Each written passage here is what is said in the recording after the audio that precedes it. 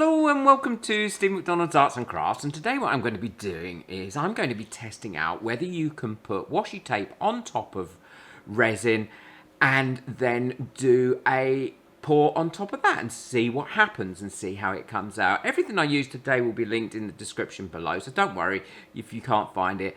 Then my links will be there for America, Canada, the UK and Australia. So I've got my resin poured out. And what I'm going to do is I'm going to pour a few of the letters in just the clear to see how they come out. And then I'm going to add some other bits and pieces to the resin and pour those. Now, when I'm pouring this, I'm not filling this full because I don't want these letters to be as thick as this mould is. Because I'm going to dome on top of it anyway, and I don't want them to be really that heavy and chunky. So this is one I've put some white glitter in, and it always does kind of go this clear, opaque colour, but it can give a nice effect, so I quite like that, so I'm going to use it. Now, I'm going to try and make as many letters as I can, because I always do find these can be really useful for other projects, and if I've got the resin mixed up, why not make the letters? So this one I've got a glitter in, and I'm just pouring out the glitter, and I've put quite a lot of glitter in. As anybody who knows me will know, I do like me glitter. I do like a bit of sparkle. And what this will do is some of these letters I will end up putting the washi tape on the front of the letters, and some of the letters I'll end up putting the washi tape on the back, just to see what happens. I'm quite interested to see how the clear ones come out.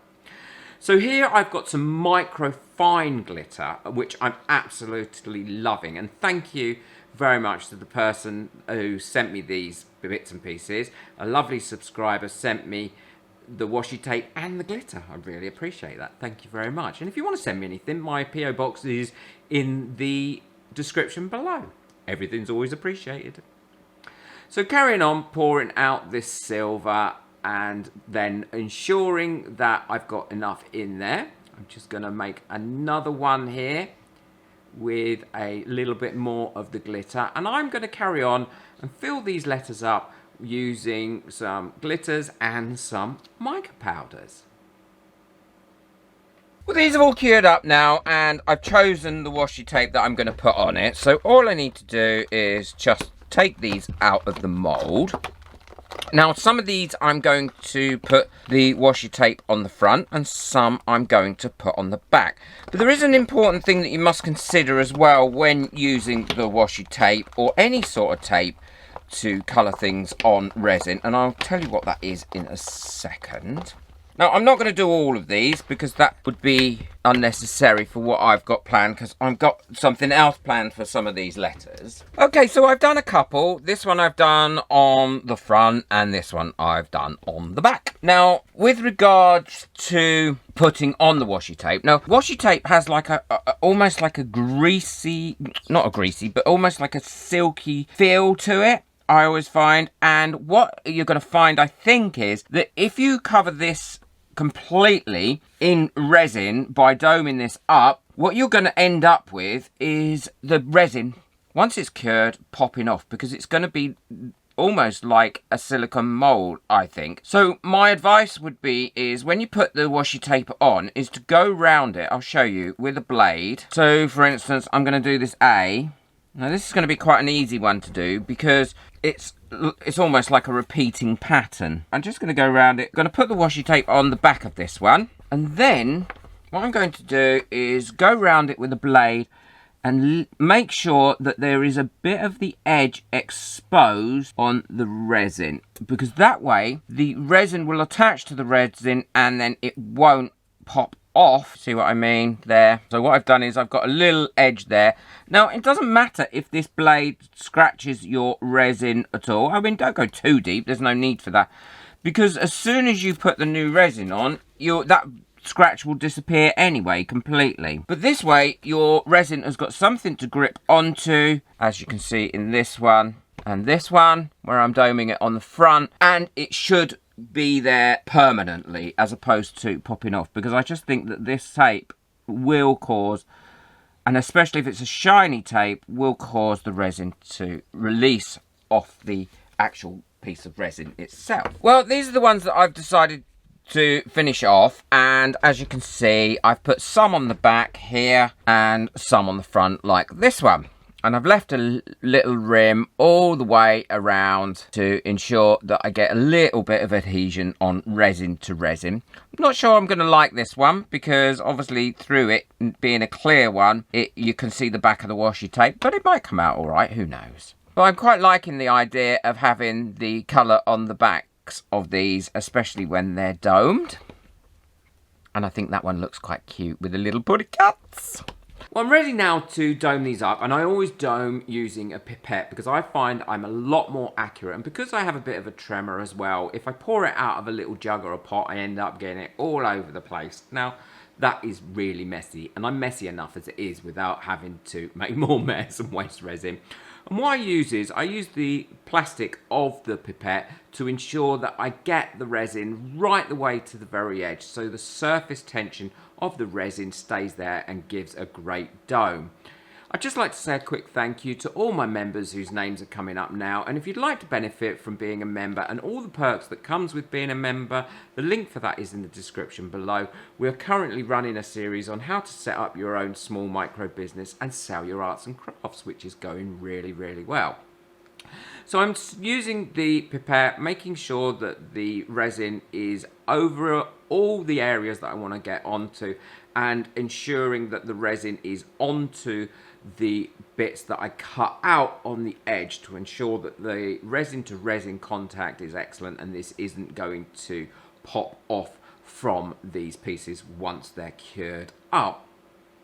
Also, if you'd like to buy me a coffee just to say thank you for any of my videos and help support this channel and get your name on my coffee board, then the link for that is in the description, along with the link for everything that I've used today.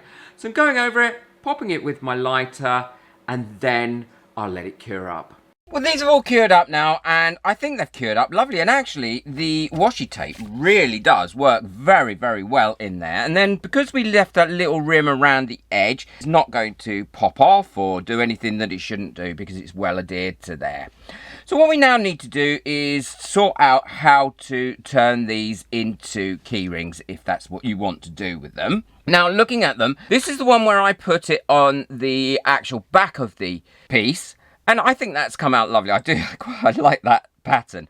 But unfortunately, because it's clear, you don't get to see it all the way through. But I don't mind that. And again, with this one, you could dome the other side of these. But I really do like the fact that you've got this glitter and the alternative side as well, certainly with the A with the micro glitter. So I'm going to work on my cutting mat because I don't want to keep making holes in my silicone mats. And what you need to do is you need to decide where you want your ring to go and then make a little hole in it. Now, you could use your Dremel. I normally would use my Dremel, but to be honest, my Dremel is in my other studio and I couldn't be bothered to go and get it, and I have got this. And this is just a normal handheld little drill. And I've got a nice sized bit in there, and it will drill through really easily into the resin. It's just not as quick as the Dremel. And as long as you're keeping it upright, then you'll get a good hole going all the way through. It just does take a little bit more time, where I would have done them all by now with the Dremel. I'm just being lazy, really. I could have gone and got it. I'm going to go and get my Dremel for the other ones, but I'm not going to be beaten by this one. I am going to finish this one off using this, because what I want to show you is as well how to make your own jump ring, because these will need quite large jump rings to go through them because they're quite thick, so you're not going to get a small jump ring go through them. I think we're nearly there. There we go, we're through now. Yay! But I am definitely going to go and get my Dremel to do the others. So I've got my Dremel now all set up. I just need to turn it on. I'm going to have it, I don't have it at a really high speed because I don't want it to go tearing off. And when I get to drilling, I will ensure that I've got a mask on and everything else to make sure that I'm safe. Do you think that was a bit quicker?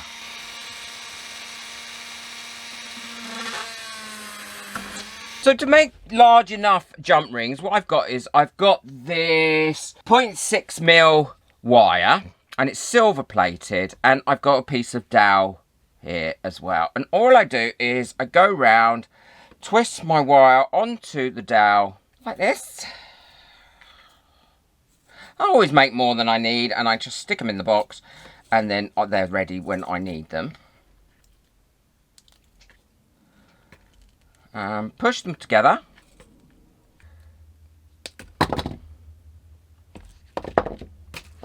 And I just take my jewellery pliers and push them together. Now that's not going to push them right together like a really tight spring, but it is going to help a bit. Then what I do is I just take that off. I'll cut that first straight bit there off, like so. And then I just go up to the next bit and cut it right up to the edge of the previous cut. See, like that. And there we go, we've made the jump rings. Now, before I put the jump rings in here as well, I think it's always important just to clean out your little bits of dust that have got trapped in there, just to make them look a little bit tidy. And I just use one of these little brushes. And now these jump rings will fit in there nice and easy, like that. You can put them together, you can glue them together if you want to. I don't feel the need to. And then all you need to do is pop your jump ring on there. Pop your keyring attachment on there, and one of your keyring little leather fods if you want, or whatever they're called. Close that up there like so. Bring that into the middle, and there we have a nice keyring. So I'm going to go on and finish off all these, and then I'll show you what they all look like completely finished. Well, they're all done now, and I'm really pleased with how they've come out. I always say that, but I am. They should be quite popular, I think. And they just give another dimension to what people are buying and what you're making. I really do like that one. I wish I'd done it on a more opaque background, but there we go. I love the A. I think the A has come out really well. I mean, A is one of those letters that's double-sided anyway, isn't it? It's easy to use as double-sided letter. So let me know what you think of them in the comments below. I'd be really interested to see what you've got to say. Also, don't forget to hit that subscribe button, and please boop the like button, because it really does help my videos to get out there. It makes a big difference.